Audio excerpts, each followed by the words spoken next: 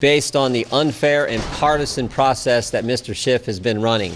When you think about what the Democrats are trying to do, impeach the President of the United States 13 months prior to an election based on an anonymous whistleblower with no firsthand knowledge who has a bias against the President.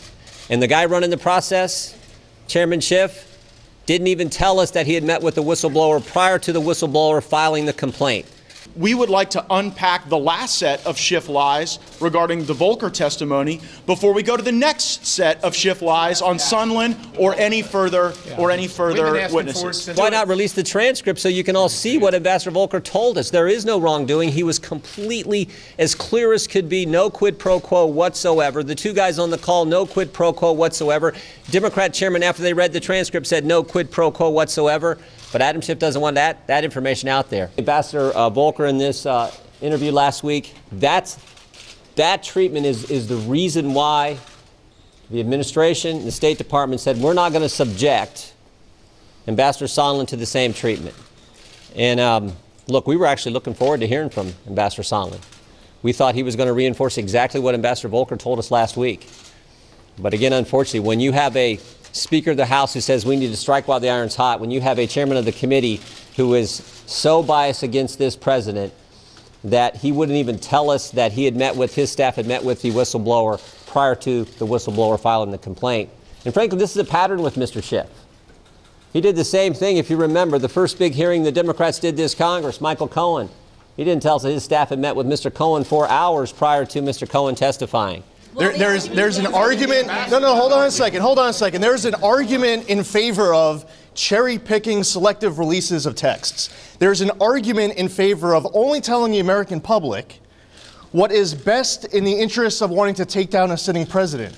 Maybe you should ask what was said inside of Volker's deposition during his transcribed interview with regards to Adam Schiff's fairy tale quid pro quo charge that aid from the United States to Ukraine was being linked to an investigation into the Bidens. Why don't you ask, what did Ambassador Volker say about that? That's a great question. I'm glad that you asked that question. And I'll tell you the reason why that question was so important for you to ask is for many things, because he was in this room for several hours. And during several hours of testimony, he talked about how President Zelensky had no idea that there was a hold-on aid at the time of the July 25th call. Ambassador Volker testified about how the readouts of the phone call that was made to him, that there was nothing in the readouts about there being a hold on U.S. aid or a quid pro quo. Or Ambassador Volker testified, this is what the transcribed interview would tell you. And by the way, you know what else Ambassador Volker testified to? This entire time, the aid was getting released. It was going to get released. And guess what happened?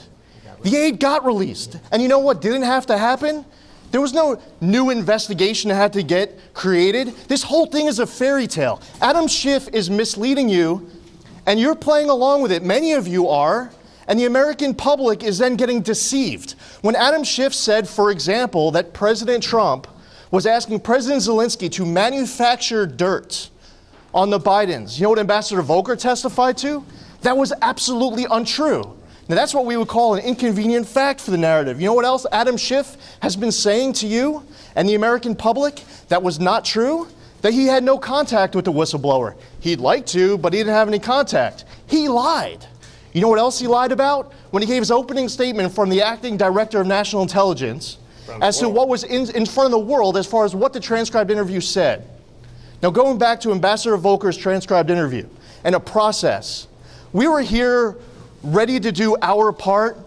If anyone is going to testify behind those closed doors, we're going to make sure that we're there to ensure that the other 99% of the story is being told. Because guess what? If we weren't there last Thursday, you would have no idea of everything that Ambassador Volker said to obliterate Adam Schiff's fairy tale quid pro quo charge. You would have no idea. So we're here. Now, as far as the administration goes, if they don't want to send Ambassador Sondland here, because this is a kangaroo court, because there has not been a vote to launch an impeachment inquiry, because the minority does not have any rights for subpoenas, because the president doesn't have the right to have counsel present to ask questions, for subpoena power, to present evidence. This entire thing is a political charade, is a clown show. We're here, we're ready for whoever's going to be testifying in the other room, But we have to be here because if we're not, Adam Schiff sure as heck is not going to tell you. Because all he has to do is right now release that transcribed interview. Because he won't, because it destroys his narrative. It undercuts it, it blows it up.